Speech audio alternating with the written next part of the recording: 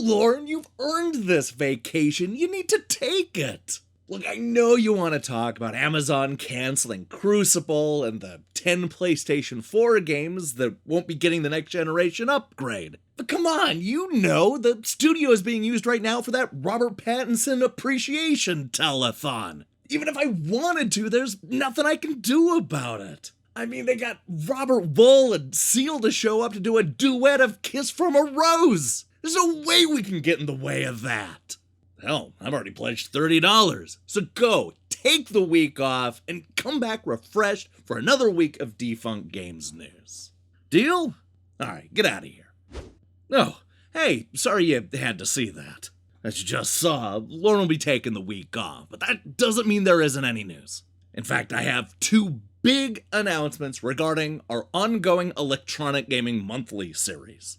You see, of all the questions I'm asked, it seems like a lot of you are wondering what's going on with our countdown of EGM's best and worst. Well, good news everybody, because today I'm finally going to answer that question. You're going to get an actual release date, I promise. But before we do that, I'm going to set the stage with a surprise announcement. As you know, the next generation PlayStation and Xbox consoles are just around the corner, which means that all eyes are on their respective launches. In order to get you in the mood for two new system debuts, I want to take you back in time with a brand new EGM series. In the weeks leading up to the new hardware, we're going to take a look at what Electronic Gaming Monthly thought of the classic system launches that defined this industry. Between 1989 and 2006, EGM managed to cover nearly 24 console launches, including the Genesis, TurboGrafx, Super Nintendo, Xbox 360, Nintendo DS, and 3 different PlayStations. 4 if you include the PSP. The point is, they were around for most of the console debuts, and you better believe they had opinions about the launch games. Starting in just a few days, we're going to be taking a look at the different console generations to see how EGM ranked their earliest titles.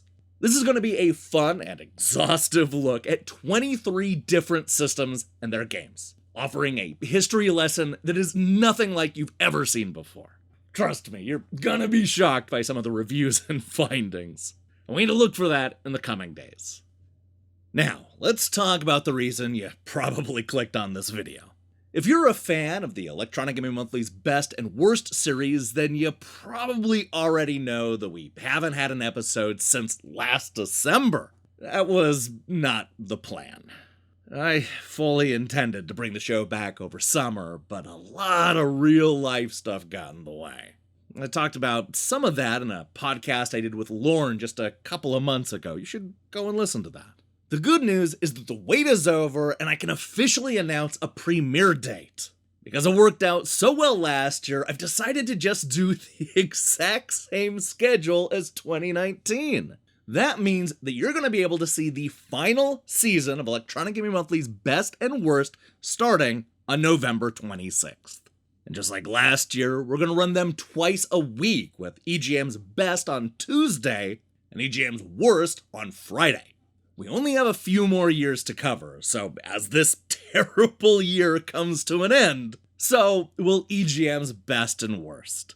We have just enough content to get us to 2021. Now, in case you're new to the channel and have no idea what I'm talking about, here's what you need to know.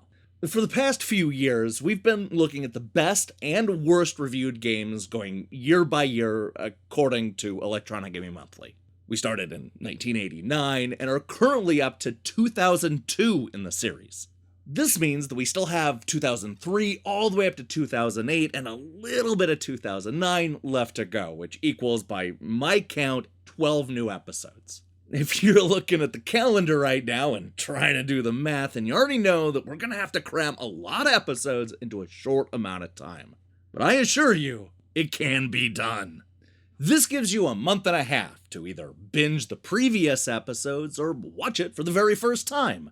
We have a whole playlist set up with all of the episodes in order, so you have no excuse.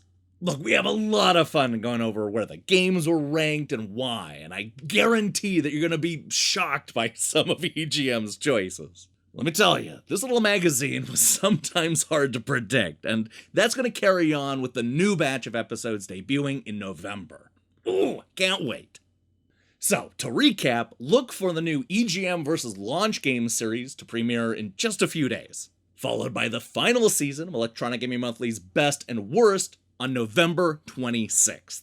We'll have more information on how you can see these episodes early, but I can't talk too much about that right now. Look for another update video in a couple of weeks with more details.